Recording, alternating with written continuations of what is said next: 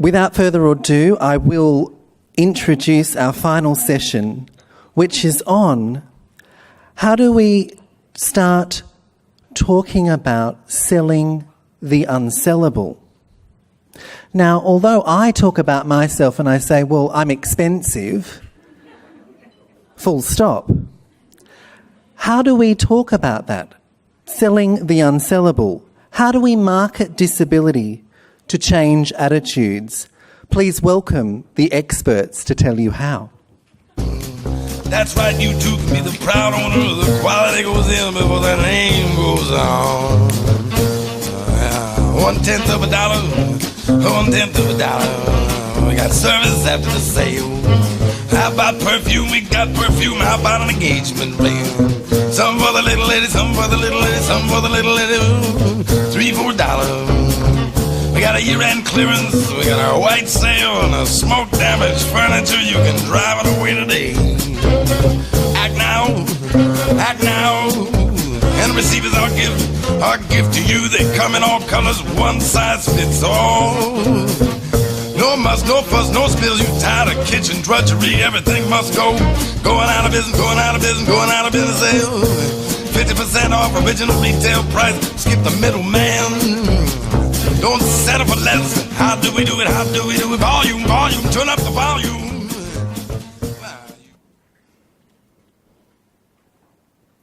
All right, cool. I guess I go then. So my name's Chloe Hayden. I'm a 21-year-old autistic woman. I don't like that word, girl. I'm not a woman yet. I'm a 21-year-old autistic girl, and I'm an advocate for autism and for disabilities as a whole. Today on the panel we have got we've got Ben Flynn, we have got Adam Ferrier, and we have got Nicole Lee. Do you guys want to tell us a little bit about yourselves? Just maybe go down the... Okay, cool.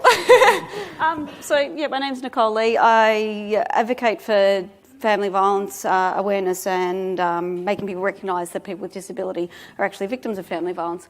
I came into this space through the Royal Commission into Family Violence back in 2015. I gave evidence there as a lay witness, and from that I've been invited to speak on the VSAC Council, and I've been on that for about 2 years now, so it's a Victim Survivors Advisory Council for the Victorian Government.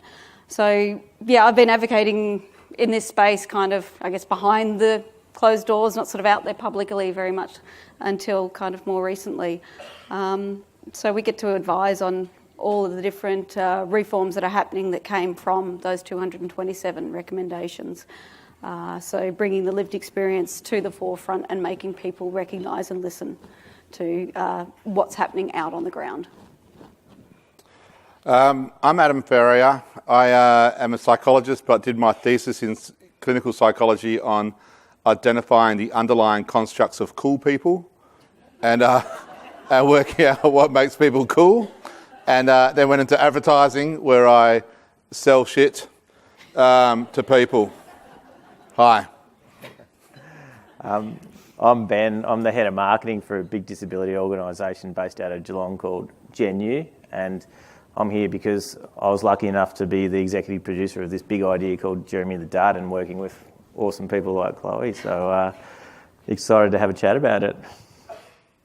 Cool.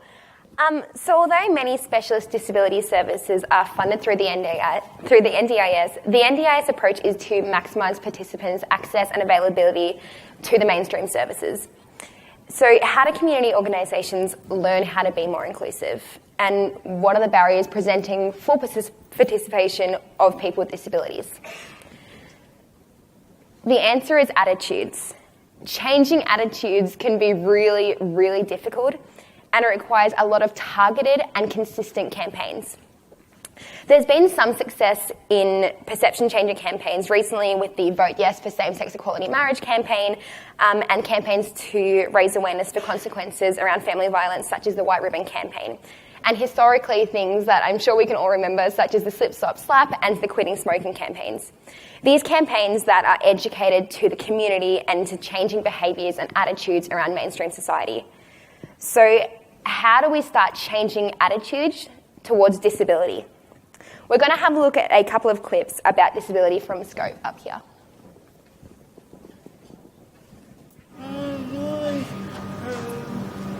I'm one chicken with voices in my head. What's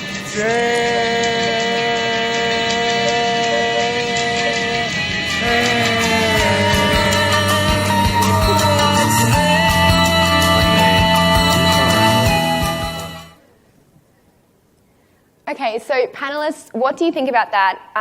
What was the difference of that, and what impression does it give you? Do you want to go first? No. Oh, okay, I can go first. It was okay for its time, is what I get from that ad. That 20 years ago we still had institutions, and in 1998 was when Kew Cottages and Mont Park, Larundel and Janefield all closed. I think for me that ad raises a lot of stigma and stereotypes that are very negative and are not helpful for people with a disability going forward in this day and age and the all the changes in climate we're in at the moment. So while it was part of attitudinal change in its time, it's just I don't think it has a place necessarily today. Yeah.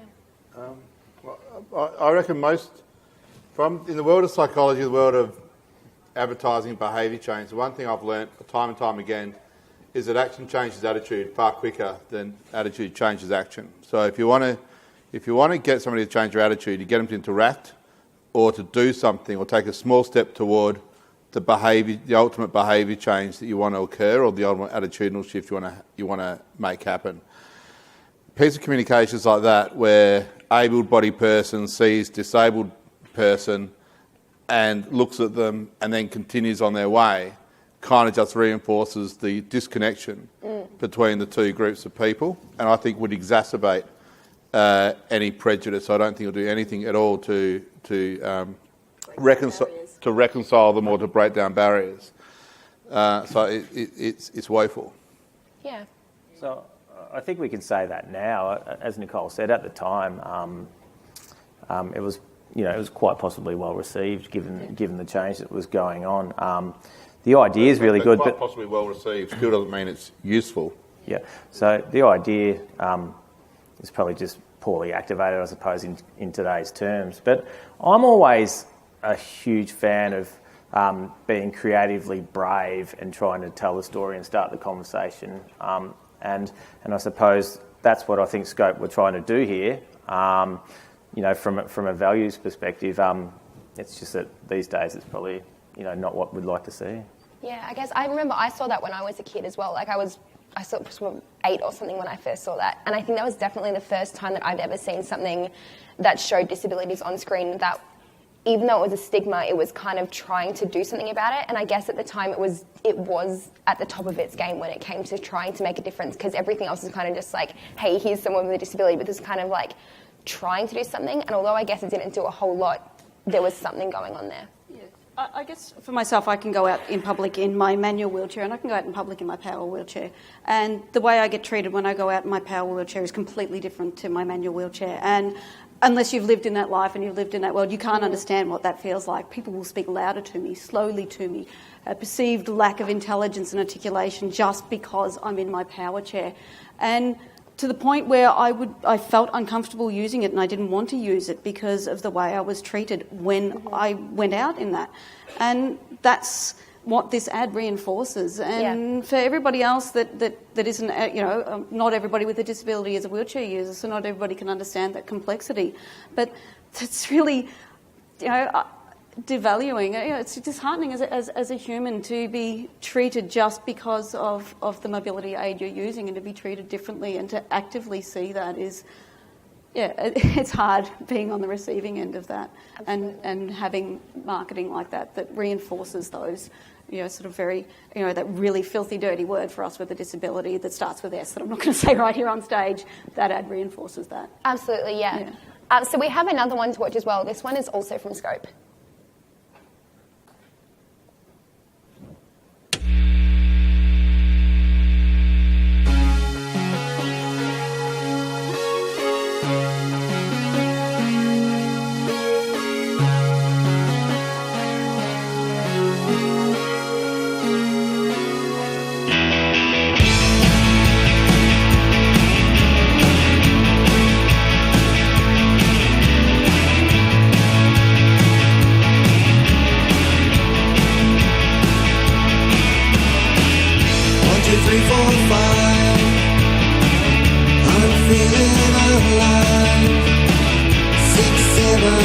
19, here we go again. And I can't believe how far we've come. Can't believe what we've done. Just can't believe how far we've come. Close my eyes, open my heart. Close my eyes, open my heart.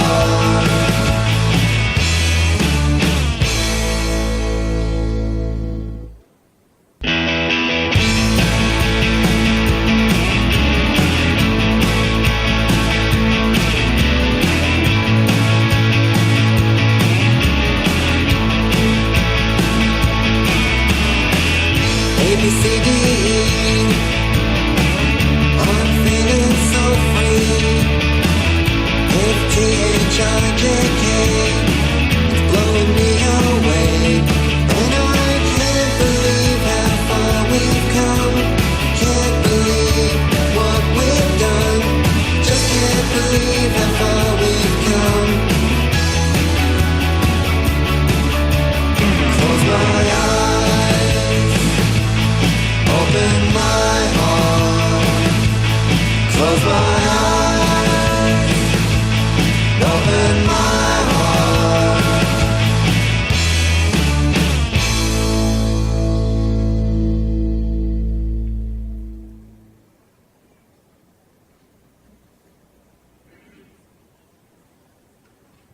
All right, panelists, do you have anything to say about that? You guys can go first this time. Oh, I think it's awesome having throwing a lot more fun into the mix, and Yeah. and it just felt a lot more inclusive and focused on just people's ability. Really. Totally, and, yeah. So I love it. Yeah. Yeah. The power of this, I think this is fantastic. This won loads of awards in advertising for whatever that's worth. It's probably not worth a lot, but whatever. What the power of this is, it got people to feel something without prejudice, first of all. So you felt like, this is a cool piece of music, I'm enjoying this, this is quite cool, those people look quite cool, it's all quite nice. Then when you're feeling that, and you're feeling this nice piece of music, it discloses that people have various disabilities. And I think because we have to have internal congruence, our thoughts, our feelings and our actions need to be aligned. If you can get people to feel something first and then show the disability after it, then they'll put the disability to make sense of the feeling. So suddenly the people with the disabilities are, for want of a better word, cool. It's just in the same way as if they were able-bodied people doing the music. It's incredibly clever. And it's a really, really good paradigm to think about if you want to make attitudinal shifts without getting people involved and so forth. Get them to feel something first and then slide the rational message in underneath it, as opposed to the other ridiculous clip you saw before, where it was trying to get you to make a cognitive shift without feeling anything. Yeah, I guess I can understand the psychology of what you're talking about there, but I still personally feel that falls short, this ad. It still falls short. In what way? Why do we need to make people feel better? Why do we need to make people feel good? You know, why do we need to ease somebody's discomfort? Why can't people just live with that? I see this person that's got a disability and I feel a little uncomfortable right now. Will you live with that? Sit with it? I'm not here to ease that discomfort. I don't need to make you feel okay in this moment. If you feel uncomfortable now, how do you think I felt my whole life? But it's the social construction we're in. This is what we've created, and so these are the prejudices we have to break down. So, like it or not, this is the reality of the situation. I just think it just falls a little short. That's all. It's still bordering on that inspiration and that. It is. It's totally inspiration porn, which is. Yeah. You know, just to that point on the whole inspiration porn thing, if you want to make somebody cool, let's say anybody cool, you don't just, if you took a middle-aged man like myself with a fat stomach and showed the reality of me walking down the street, I'm not going to be aspirational. To make me aspirational, you'll need to kind of make me do my hair, lose a few kilos, put a thumping soundtrack behind me, and make me look cool. And so it's kind of like... But disability doesn't have to be cool. No, I know they don't have to be cool. I'm using that as a really fat, loose word. Actually, I'm using it as a proxy for social acceptance, I think. And so much of media now for able-bodied people is dictated by having to create glossy imagery around people. And then the able-bodied people get all the glossy imagery to make themselves look cool. And then we're expecting the disabled population to just be accepted without all the gloss. And that's kind of why I don't mind the I think I'm soundtrack cool. and My inspiration porn. kids would probably think otherwise. I think I'm pretty cool. But my kids would, argue that. But I don't... Yeah, I'm sorry, I don't buy into it. I can't relate to what you're saying. Just change the direction a little bit. The reason I think this one is a step forward is because advertising, the very nature of advertising is that you're pushing an idea onto people.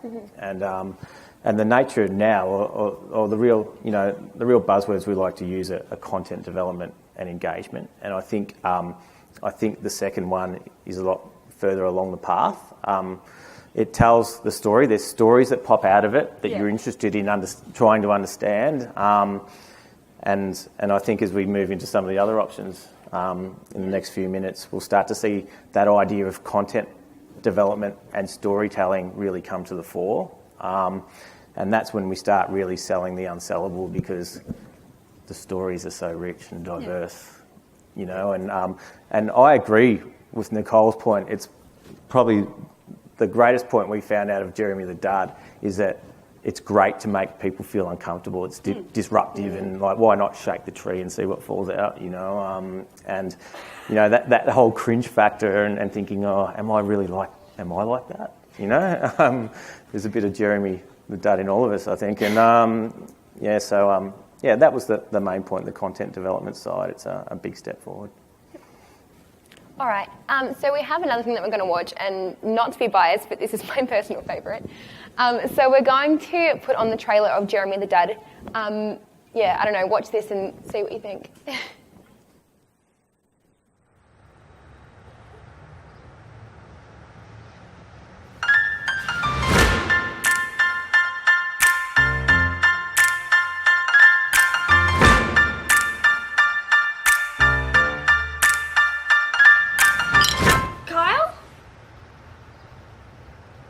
Kyle, I can see you. I'm only partially blind. Jerk.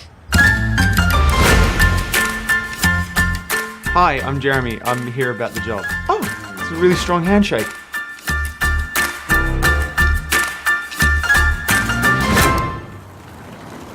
Oh, look, it's a stupid dad. He's got no friends. Hey, look, it is a stupid dad. Yeah, g'day, mate. Where are we? G'day, mate. Excuse me? You're in a park for people without specialty. So what? So what happened to me sitting here with a poor man who is not special? Oh my god, I'm so sorry. Some people are so ignorant. Jackson! Do I pay you to stand around talking to your dad, mate? No, of course not, sir. You cannot, sir. You're fired. Get out and don't come back. Why don't dads have normal jobs? It's not nice to call people duds. We say without specialty. Saying without specialty sounds just as mean as calling someone a dud. No, it's not. It's proper. Yeah, without specialty is the official term. What do you want to be called, Jeremy? Jeremy.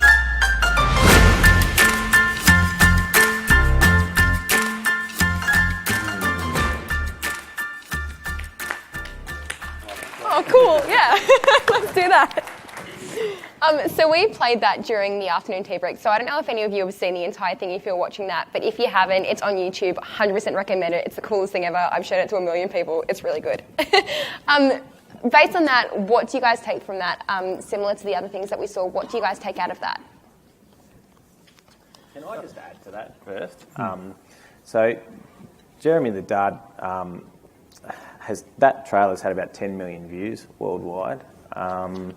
Which Chloe and I are sort of talking about 6 million of those were in Australia. So if you walk down the street, 1 in 4 people has seen that and that's the power of that. It still astounds that's me, cool. really, to see how content can be shared and enjoyed. One person, bad perseveration. Or what? Sorry, doesn't matter. It was a bad joke. Oh, okay. One person watching it a million times. Yeah, and so we, as I said, we wanted to create something that was big and different and out of this world, and the idea of creating a world where everyone had a disability was just struck us as like, wow, let's do that. And there's so many, benefits that we probably didn't see going into it, and that's like, in many ways, we created, on the set of this film, we created that fully inclusive environment because everyone had a disability and the others were duds, and we just kind of wandered around and had a good time. And the actors were employed to be actors and not to be employed to be an actor, playing someone with a disability. We were playing ourselves. Yeah, and it was really quite incredible. And, Chloe and I were talking on the way up. All of the cast are still really good mates. They're all catching up, and we've kind of created this kind of little family. Really cool.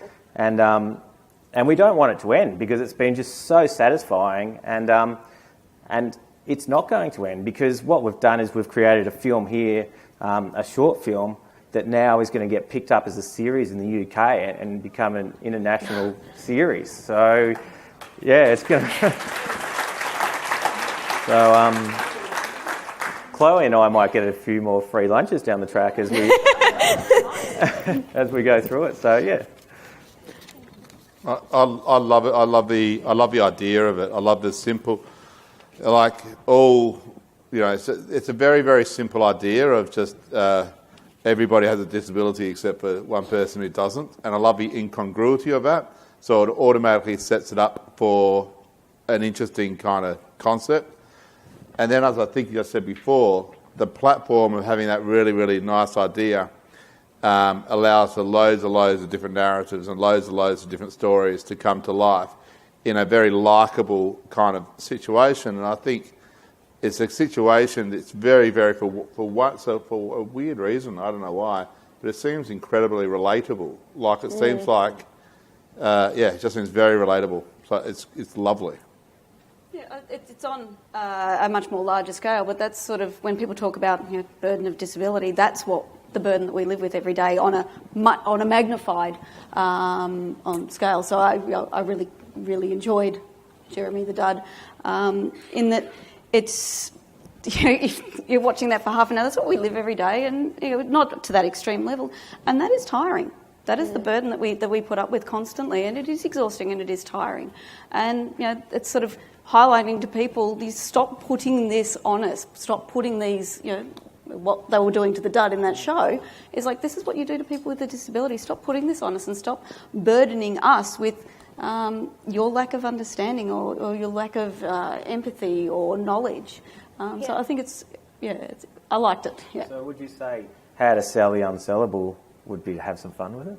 Yeah, have some fun with it and just show the reality. Instead of, we need to inspire, we need to motivate, just show us who we really are. Yep. Show like I was, we had a conversation before, instead of looking for the extraordinary, embrace the ordinary. And the authenticity as well. Like the fact is that we had 50 people in that film who had a disability. No one was playing a disability. And that's been the one thing that we've been steadfast on in our negotiations in the UK is that the series that's going to come out has to stick to that. Yeah, and it's the simplistic ideas that usually have the biggest impacts, when they start getting overworked and overthought and it just seems too forced. And something that is just simplistic, that came from an idea that, that somebody... How do you feel about... So The Rock, in the Rock's new movie, he's missing a limb. Is that... Do you guys know about... Is that right? No. Yeah? The Rock in his new movie is... I think he's missing a leg. Oh, that's not good. Not good? No. Because? Well, he's not really missing a leg. Why didn't they give it to an actor that is an amputee? Seriously. I guess for numbers. I guess so people go and see. It's insulting. There's disabled actors out there. What would be really, really great social change was if you've got a role and you don't actually know the ability of the actor. Of the actual part. It's just a persona, and people of all different abilities come in and audition And it's not actually based on, oh, we need an able-bodied person this height, oh, we need that character as a disabled person in a wheelchair. How about just have, it's an identity of a person, you know, a name and an age, and then every ability can come in and audition for that role, and they choose off, you know, and it sort of evolves from that. That would be really more sort of forward-thinking and revolutionary than what we're doing right now, instead of pigeonholing and boxing and stereotyping. You go, sorry. I was just going to say, I think Jeremy the Dud I just think it's gorgeous, love it, and I think it'll do, you know, in terms of selling the unsellable, I think it already is. I think things like, I just don't think there's just one way to skin this cat. I don't think just showing stark reality, albeit with a massive twist, is the only way. And I think things like the video we saw before, where you're kind of making this seem kind of cool. I think seeing The Rock, you know, even though he's a well-known actor, maybe just seeing wouldn't people have a white actor in blackface anymore, and that's all I got to say. You wouldn't see it. A white actor in blackface anymore. That's right, and so this is the first same part of that journey. Yeah, so I think in 2018 we shouldn't have an able-bodied actor playing a disabled character. And I think that conversation's rife now. Like people accept that. Yeah. There might be examples that you've brought up where that, and I suppose it's The Rock, so he gets like $50 million a show. But definitely in everything else, authenticity is the key, I think. Totally. Yeah, I think that I didn't even know about this movie, but I can well imagine that it's probably going to get called out quite badly for what it's doing, and it's probably not going to be received as well as they think it is just because it's got The Rock as the lead actor.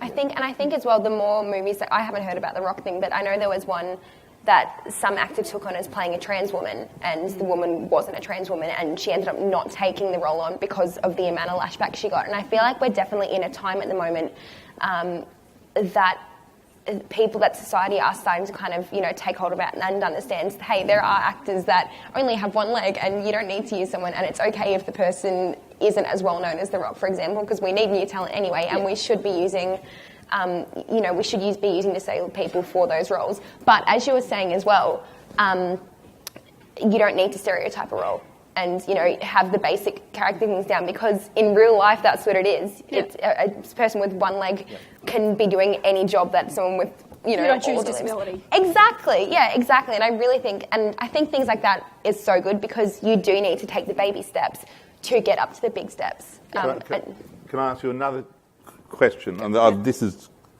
think I'm getting an education here. You know the ABC's, the channel BBC's Meet the Superhumans for the Paralympics. Yes. Is that inspiration porn, or is that cool, or is that? That's showing a bunch of really dedicated athletes as athletes. I think that was, we need to recognise athletes as not, oh my God, it's amazing they're going to the Paralympics. No, they worked damn hard to get to the Paralympics. They had to compete. They had to fight for their spots on teams. I used to be a swimmer. We don't just get given a free ride onto these teams, and I think that ad really sort of started to show that they're not just inspiration. They are dedicated athletes that worked hard to represent their country on such a world scale. And I thought that did a really good job of showing the peak of someone's ability. That's right. And so therefore, and the fact that they were disabled. We do it with our able-bodied athletes. Sure, but would the disabled community relate to the able-bodied equivalent of a piece of communications as much as the disabled version? I think it's the first time that we've actually seen an ad of that kind where it wasn't just the, oh, aren't they amazing, look at the disabled athletes. I think it's, like, I really did think that ad was quite good. It showed the elite dedication that it takes to be an elite athlete. Maybe I'm biased because no, I think I loved it as well. But do you? Yeah. But there's lots of examples of that now, Adam. Anyone who's on Facebook. But there's lots of. I think it was like the I Love Being Human series or something that I saw, and it's just people from right around the world that just do amazing stuff and stunts and. Yeah, so I think that exists, and it was equally successful. So, yeah, but that was incredible, that BBC thing before the Paralympics. So, I think the only thing I'd criticise with that, I think was it whatever company it was that engineered for one of the Paralympic Games, a whole heap of different chairs and technology, but didn't do it outside of the Games. They'd spent all of this money developing these amazing competition chairs and sports chairs, but did maybe like 5 of them.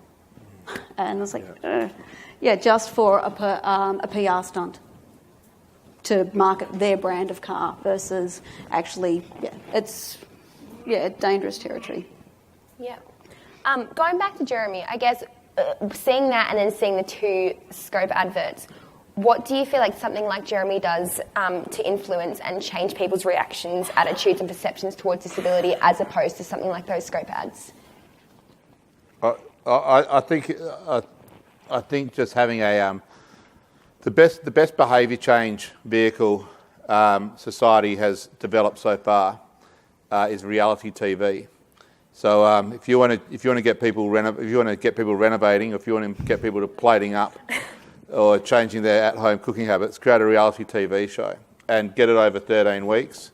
You get to educate people, you get competition, you get to skill people up, you invite them in on a narrative, and they get to interact and participate and talk about it because it's entertaining. And so I think any time you've got a kind of a longer form narrative where you can tell stories, get people hooked in on stuff, then you'll start to change behaviour. Mm-hmm. So the fact that we're comparing an idea that's big enough to sustain a long-form piece of content like that is much better than the rock video or the 30-second TV ad. Mm-hmm.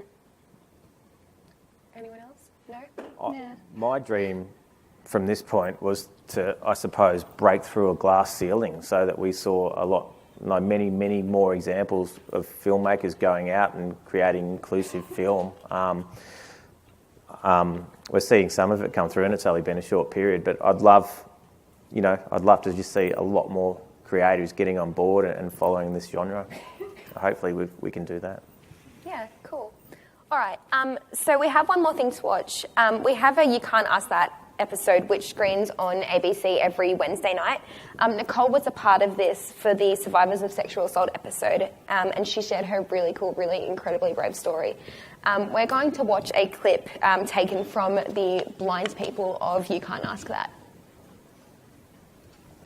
Love this. What can you do that people assume you can't? Lots of things. Just about everything. That's a good question. Back to when I was 5 and the doctors told my parents that I'd never be able to play sport, I probably wouldn't read, career aspirations were almost zero, and that's a doctor telling my parents. People assumed when we had children that I couldn't possibly look after children on my own. So we've got 2 children and both of them can see. Although changing nappies, which is now a long, long way in the past, I remember sometimes coming away with unsavoury hands. I'm going through that at the moment, mate. Oh, yeah. Good luck, good luck. The number of people who will say to us, oh, isn't it wonderful that your kids can look after you? And, you know, I went into a shop one day and I had a woman say that to me when I was with Lucy and she was 2. My mother-in-law, before we had our kids, once said that, I feel sorry for any children you'll have because they'll just be your slaves. You can't do that because you're blind. You can't do that because you're deaf-blind. We once employed a blind person back in 1952, etc., and it didn't work out, and it could never possibly work out again. People just automatically assume that you don't work or you can't work and you're sitting at home waiting for a cure. I'm the CEO of an arts organisation, and I will go to a meeting with a sighted person and people will talk to them because they cannot fathom that a blind person could run an organisation. I have 2 degrees and I sort of have found it really, really difficult getting a job. I have a performing arts degree. When I have told people what degree I have, I generally get a minute of silence while they take that ink. So, hold on, you did it. Yeah. And I'm like, this is the costume design folio that I've got. And they're like, what? I studied law and I found that I was reasonably good at it. And I ended up becoming a law teacher, and then I became the first totally blind professor of anything in Australia in 1993. And then I was Dean of the University of Sydney Law School for 5 years. It was a long haul because when I started almost 50 years ago, there were no computers and I had to learn everything by memory. I wrote my first 600-page book by memory on an ordinary typewriter. I just remembered what I'd written. I play sport. I play semi-professional sport. I'm in the Blind Cricket Australia squad. I rode single bike from Sydney to Melbourne in 2009 for charity. So I sort of sat that far from the left-hand side of the line and hit every cat's eye. There's these little reflector things on the outsides of the road that drivers use with their light. And I hit every single one of those all the way to Melbourne. So I essentially rode to Melbourne by braille. Well, blind cricket's basically the same as sighted cricket, but the ball is bowled underarm and it has ball bearings inside it. I then took on tandem cycling. I won World Cups on the road, held the world record for the 4-kilometre pursuit. Well, they call your name, you lock on with your sense of hearing, and you just try and bowl the ball as straight as you possibly can. You know, I really do think sometimes the disability isn't actually with our not being able to see or hear, their attitudes. That's the real disability. When I was playing rugby, they'd say, oh, you would never would have tackled that guy that hard if you knew how big he was. I've pushed myself because of my eyesight. I've had to learn how to get to where I'm at today. I've had to rehabilitate, and that's taken a lot of time and a lot of hard work. And I like to think I'm pretty successful. I'm doing okay at life. So what do you guys think about this, and how can this be used as a tool in shifting social perceptions of people with disabilities? It's a really, again, like Jeremy, it's a simple idea. It doesn't infantilise people with a disability. It doesn't, in any of the episodes that they do, it's not infantilising, it's not victiming, it's not inspirationing. It's allowing those hard questions that people have in the back of their minds, the things that are the narrative that's going on in society, actually to be aired and spoken about, and breaks down a lot of the barriers. I think there is something to be said just for exposing people to people who are different to them, and just saying, just look at that. Unfortunately, for a show like this, I think it's probably already talking. We often preaching to the converted, but I think the beauty of this kind of show is about emotion and getting people to feel something, rather than getting them to try to cognitively reappraise stuff. Just feeling the emotions that various other people kind of have, and just getting in their shoes a little bit by emotions. I just love the storytelling. That's the thing that really resonates with me. This was amazing. Like, in many ways, I thought this was better than Jeremy the Dud. The stories that came out of it flipped from being humorous to sad and then empowering really quickly. But at every moment being fully authentic and unable to be questioned. I'd love to know who the editor of these are, because to that point, you go through this, you find yourself laughing and then suddenly crying and then laughing and feeling empowered really, really quickly, don't you? And like, the great thing about this, getting back to that, the whole inspirational porn thing, is that every one of these stories could be your next door neighbour, or, it's just so, is just so normal. It's great. Yeah. That we're just people, and that's what it's showing. And doing one of these episodes, it was like an hour and a half of filming and just conversation with the interviewer. And you don't know any of the questions ahead of the episode. None of it's scripted, so it's all just completely off the cuff. You have no idea what you're about to get asked. And then I have no idea how the other people answered, and it shows that that this is that these problems are social issues, that we were asked the same questions in isolated situations, and we gave very similar answers. If you had that same show, and it said middle-aged white men was one of the shows, and you did that, do you think it would be as entertaining? Yeah, I don't see why it wouldn't be. Like, I'm sure people have got all sorts of interesting questions they'd like to ask a middle-aged white man. There's actually YouTube series. It's some offensive questions. I mean, there were some questions that didn't make the episode that I was in that were really quite confronting and really offensive, and I'm sure some people will come out with some very offensive questions. How many days can you get out of a pair of undies?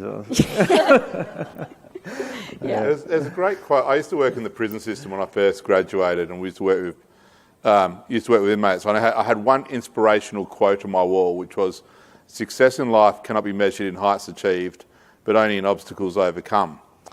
And the fact that these guys for a while were off drugs or for just, not offending for a while was success because they'd overcome these things. There's something about having a disability that there's a certain obstacle there that people have overcome that's part of that narrative that makes that more, or makes it different or more interesting. I think the greatest obstacles I've ever had to overcome have been more in that have come from everybody else, like the violence that I was subjected to for 10 years. That was a much bigger obstacle than my disability. I don't think that things in my life and my disability have made me slightly more resilient, and it's shaped who I am, and it has definitely given me my resilience. But other people's actions have been the hardest thing to overcome, not my disability. Yeah, right. Anyone got anything else? Good? Great, cool. So we have about just under 20 minutes left. If anyone has any questions for anyone up here, go for your life. Somewhere up there. Yeah, I was going to say it might be a little bit quiet.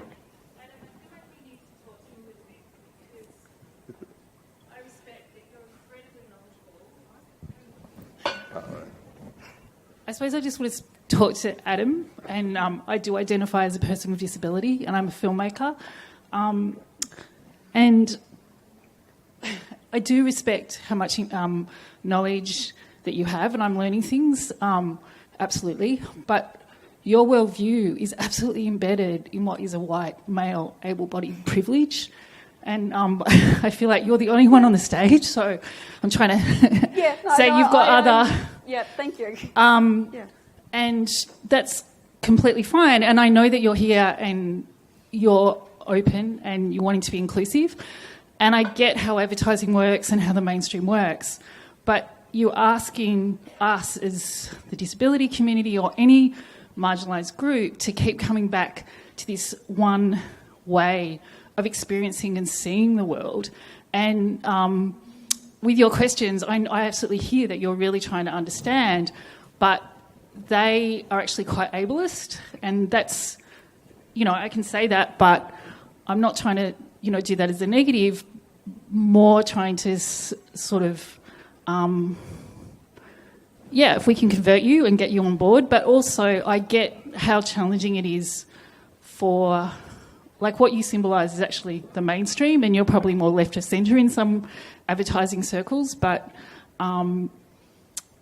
it's not just about us coming on board to your world. It's actually as much about that world and that so-called mainstream, understanding disability, the intersectionality of disability, of people of colour, of Indigenous, of all what is considered marginalised and minorities when in fact we're not. So I don't have a question so much, only just to say that a lot of the stuff that you're talking about is not that cool to many of us.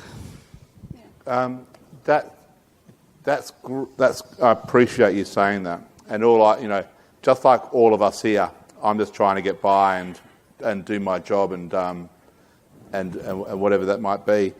But can you give me an example of, just to help me understand, what would be, if I ever have offended anybody here, my God, I'm reeked with, I'm incredibly apologetic if I have, and I sincerely, and it's born purely out of ignorance if I have. But what in particular, what have I said that feels prejudice or ignorant? You haven't offended me. Because I speak for yourself. You haven't offended me at all. No, but you're not. I was just going to say that to that lady, speak for yourself. You haven't offended me in the slightest. It's not that it's an offence. There's just certain nuances that you can't learn in a book, and you can educate yourself on all the different diversities. But if it's not your worldview and it's not your existence, there's nuances that you can't necessarily pick up on. And I think that's more what I've been trying to say. That there's little aspects that. You just can't learn it, and it's hard to impart that upon someone. If you can't learn it, then we're screwed. Because if I need to experience what it's like, you need to empathise with it. Yeah, totally, and I think, and I hope I can empathise with it. Yeah. What I'm trying to say is, I get the mainstream, but so much of the mainstream is embedded in a white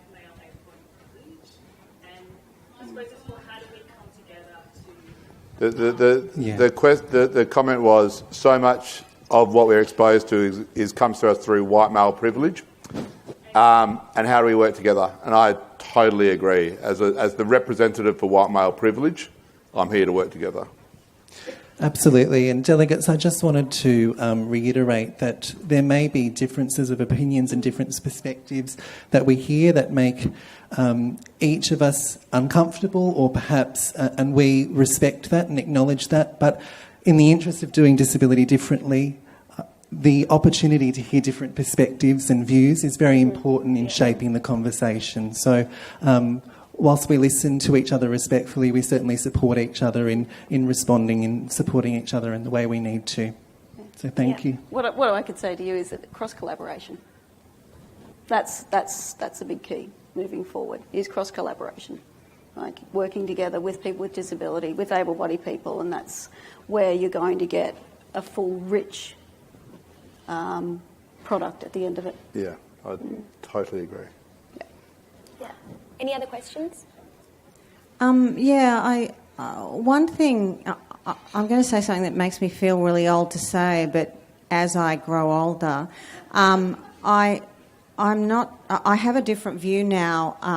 I certainly get upset and angry about things, and am quick to get angry, but I must say I have a lot more tolerance about people who are attempting to understand whether it's the gay community or the disability community, and might get things wrong.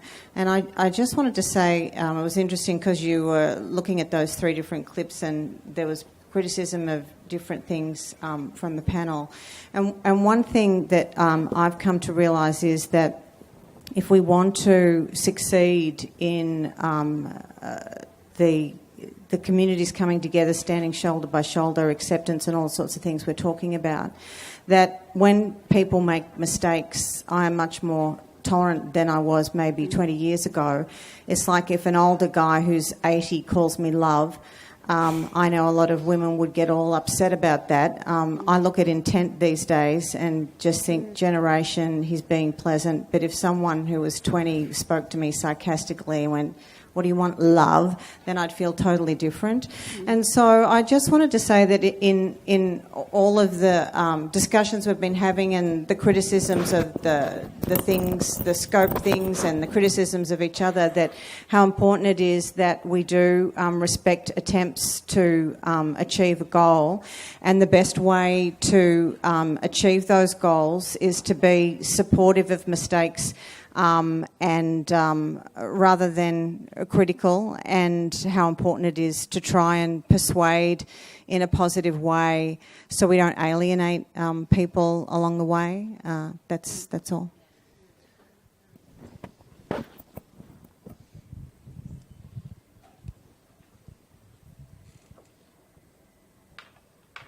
Can I just add that I think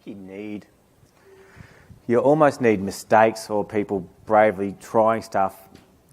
You need disruption to continue the conversation, otherwise the conversation will get stale. And love it or hate, you need a bit of, you need a bit of lead in your veins. You need a bit of, the bit between your teeth, something that gets you up and about. And hopefully, we've shown you some examples of things that, the great thing about film or anything is that it affects you emotionally really quickly and causes a reaction. And and that's all we're trying to do. Yeah, I think to put something out there and to make a mistake, like, we have to make mistakes to learn from them. And if we're not putting stuff out there, then we're not pushing boundaries and we're not challenging things. So mistakes are by no means, depending on what they are, they can be very dangerous and are not wrong. But if we don't learn from them, then they're wrong, if that makes sense. Sorry. Yeah.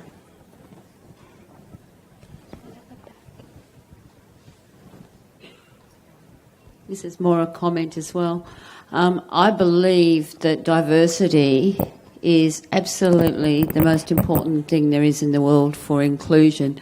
And within disability, there's so much diversity so that everyone with a disability, they may have their mob, but they may not understand another person's disability, just as mainstream don't understand. So I guess confirming what this lady said, as long as ignorance, I don't mind ignorance as long as there's openness to learning.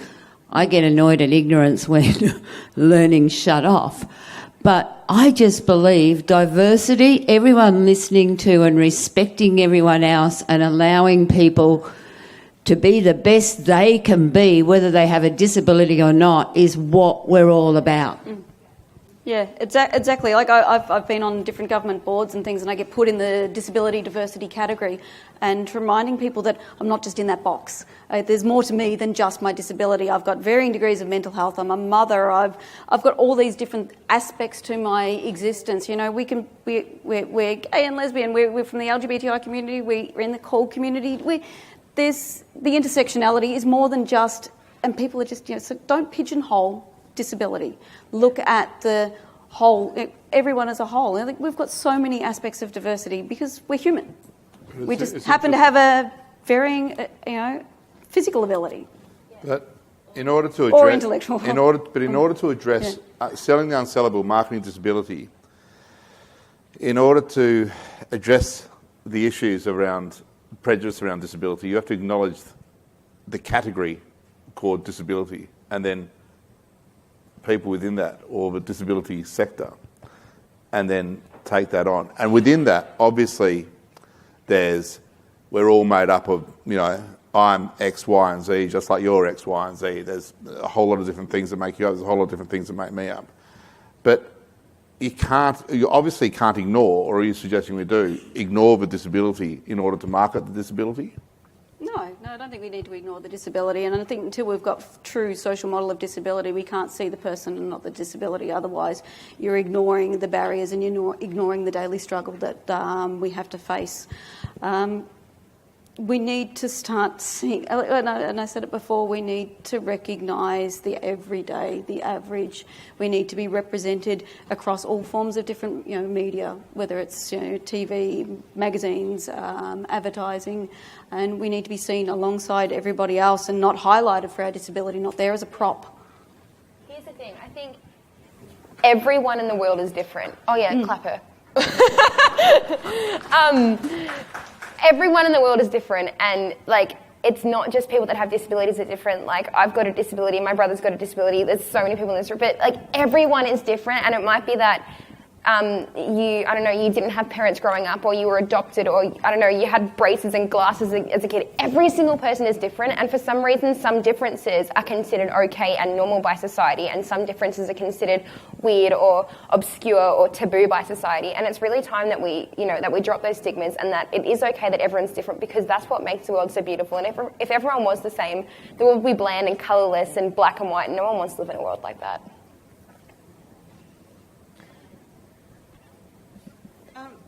I've just got a comment, I guess. Is it turned on? I sit here with everybody, and they're mostly talking about autism or physical disabilities. Where are the voices of the people with intellectual disability? Apart from Susan, maybe earlier, I don't think there have been represented. These people have been represented here today, and I wonder how we can be more inclusive of people who don't necessarily have a voice. I don't know, you'd have to speak to the organisers of today. So I totally agree with you. It's disability is one of those bizarre things. We're only just allowing so it's people like myself with a physical disability to advocate and speak out, and we need to start pushing harder, and we all need to be part of that, of not, ableism within the disabled community, if that makes sense. Mm-hmm. That we don't need to speak for people with intellectual disability. They can speak for themselves, and we need to stop speaking for them. And I know for a long time people spoke for me. So I don't need to be spoken for, just like they don't need to be spoken for. And I think that's, good point that you've highlighted that. And I think even within the disability community, we need to recognise that, and inviting them to the conversation as well. Yeah, I think the same thing is we don't want other people speaking for us. If we have a physical disability or everything, we also can't speak for people that have an intellectual disability. So I guess asking us, oh, well, what about people with intellectual disabilities would be like asking me, well, what about physical disabilities? You know, like it doesn't, I think we have to invite everyone into the conversation and inviting and talking to people that are part of it that don't have it. We need to start including people, but without, I guess, trying to get people that already are there to talk about something else, if that makes sense. Yeah. The most popular You Can't Ask That episode was actually the one on Down syndrome. That is the most viewed You Can't Ask That episode. So if that says anything powerful. Yeah. We've got 3 minutes left, so we probably have time for one more question, comment, maybe? Yeah? Those clips you've shown are really the evolution of sort of sophistication and advancement of ideas. Assuming that the Olympics thing and the Jeremy the Dud make the change they're trying to make, and I'm sure they will because they're so effective, what in your dreams would be, what attitude you'd like to be changing in 10 years' time perhaps? What would we be talking about in 10 years' time that those ads should be addressing? Different, not less. Yeah, wow. I don't know. Well, what's the next social frontier? What's the next? I think to your point before, was it you when you said that point about you don't have actors doing blackface anymore? I mean, maybe we stop eating meat. I don't know. Are you talking within disability or? Yeah. Within disability for me. Sorry, Adam. No, that's what I was. What the meat's okay, but for me, it's about that workplace participation. It'll be that's we as an organisation are so focused on developing programs to transition people into that because there's no better way to participate, have self-esteem, than that. And that is where it is. It'll be a continuing discussion for more than 10 years because we're well behind the rest of the world in Australia. But I think that's the really big issue in my mind. Yeah, I think blue sky would be we have achieved what we need to and we no longer need forums like this because we're fully included and we have social model. I think at the moment we're still looking towards, this is going to sound, I'm risking peeling up a wound which I feel like we've just kind of covered, so forgive me if I offend anyone. And I'm serious about that. I take your point seriously. I think it's totally valid. But I reckon at the moment we're still heading towards acceptance and sort of trying to just accept everybody on their merits and everybody for who they come. But having just like being an X-man changes me in some ways, having a disability will have an impact on people and shape that person in some way, whatever that might be, just like whatever experience I have might shape me in some ways. And it would be fantastic to get to a society where that's embraced and the stories come out more from, because if that gives you a unique perspective on life, then that can be dialed up a little bit more. And so it makes society broader and more interesting because there's more different stories to be told. So I think at the moment we're still not even, I think we're all walking on eggshells a little bit and walking towards acceptance. But once disability can be magnified or amplified, or we can really dial it up and say, shit, I've got this disability, therefore I've got this type of thing and I can see the world through this type of angle. Isn't that cool? I reckon that. Sorry? No, I know. No, and I'm sorry. Yeah, but, and that's, I hear that. I can't see your worldview, I'm sorry. Yeah, and I don't feel that I'm on eggshells. Man, I'm sorry if that's the way you kind of feel that that's what's going on in society. But, I don't know, how do we end this on a better note than what we just did? That's okay, though. It's all right to have different points of view, right? Yeah, blue sky is that the NDIS fulfills its potential and we're all out of a job. That's what I'd love to end on. 10 years' time, we're all out of a job. Because we've got it right. And panel, you do have it right. Thank you, each and every one of you, very much for your contribution. Delegates, can you join me in thanking our panel for this afternoon's discussion?